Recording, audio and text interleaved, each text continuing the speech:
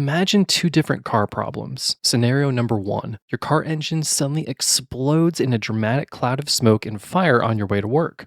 Scenario number two, your car runs perfectly fine, except for one tiny, microscopic, high pitched squeak coming from the dashboard every time you hit 40 miles per hour. Which of these problems will torment you longer? Counterintuitively, it's the squeak. When your engine explodes, the crisis is so severe that you are forced into immediate action. You call a mechanic, file an insurance claim, or buy a new car. The problem is solved in days. But the squeak isn't bad enough to warrant a trip to the repair shop. So what do?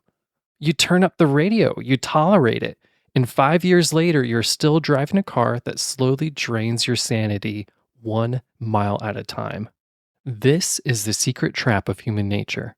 We think our greatest enemies are catastrophic disasters, but in reality, the most dangerous things in our lives are the things that are just bearable enough. The mediocre job that doesn't pay well but pays enough to cover rent. The romantic relationship where you don't fight, but you aren't in love either. The low-grade health issue that you promise you'll get checked out next month. This psychological phenomenon is known as the region beta paradox, discovered by Harvard psychologist Daniel Gilbert. It states a truth that defies all logic. We often recover faster from intense, catastrophic experiences than we do from mild, tolerable ones. And right now, without realizing it, you might be trapped in region alpha. To better understand why this happens, we have to look at the bizarre math that gave this paradox its name. When Dr. Daniel Gilbert coined the term in 2004, he used the simple analogy of a commuter named Jim. Jim has a strict rule for his morning commute. If his destination is less than 1 mile away, he walks. If it is further than 1 mile, he rides his bicycle. Now let's do the math. If Jim's favorite coffee shop is 0.9 miles away, he walks. Walking at 3 miles per hour, it takes him roughly 18 minutes to get there. But if Jim's office is 2 miles away, it crosses his threshold. He gets on his bike, and biking at 15 miles per hour, he arrives at his office in just 8 minutes.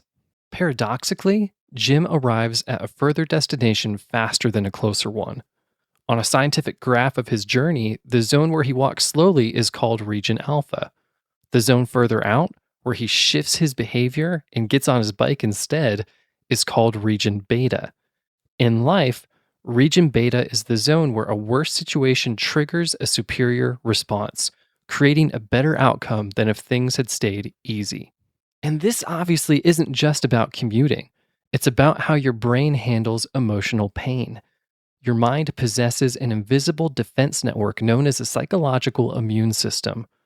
Just like your physical immune system fights off viruses, your psychological immune system fights off trauma, heartbreak, and failure using tools like rationalization, cognitive reframing, and problem solving.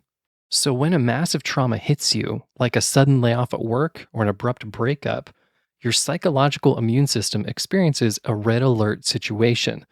The distress is so intense that it crosses a critical threshold. Your brain registers it as an emergency and deploys full force. You rationalize, you adapt, you reach out to friends, family, you reinvent yourself. Because the pain is acute, your recovery is swift and powerful. But what happens when the situation is only moderately bad? Let's say your job is boring and your talent is being wasted, but the salary is decent and your coworkers are nice enough. This moderate distress falls completely below the threshold required to wake up your psychological defenses. The security guards stay asleep. Your brain doesn't see an emergency, so it does nothing to fix it. The minor suffering is allowed to leak into your life, completely unchecked for decades. And because of this glitch, humans suffer from ongoing error in what psychologists call effective forecasting, our ability to predict our future feelings. We overestimate how long extreme pain will last, and we drastically underestimate the inertia of tolerable discomfort. Think about relationships. A toxic, screaming, chaotic relationship is terrible, but because it's unbearable, it usually ends quickly, freeing both people to find real happiness elsewhere. But a mediocre roommate style relationship, that can comfortably drag on for 15 years of silent numbness. The same applies to our careers. If you get an abusive boss, you will quit by Friday and potentially find your dream job next month. But if your job is just, uninspiring, you'll stay. The danger of Region Alpha is that it creates a slow, invisible tax on your potential. It is the zone where dreams go to die, not because they were crushed by failure, but because they were smothered by comfort. So, how do you escape the gravity of Region Alpha? It requires a shift in how you view discomfort. You have to stop asking, is this situation bearable?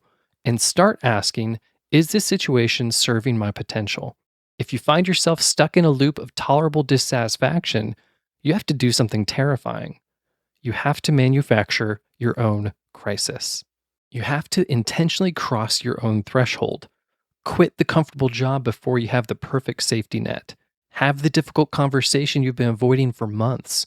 Set a hard deadline that forces you to either bike at full speed or fail completely. Stop turning up the radio to drown out the squeak in your life. Either fix the car or let the engine explode so you finally move forward. So the next time you find yourself saying, well, it could be worse, remember the region beta paradox. Sometimes the best thing that can happen to you is for things to get a little bit worse.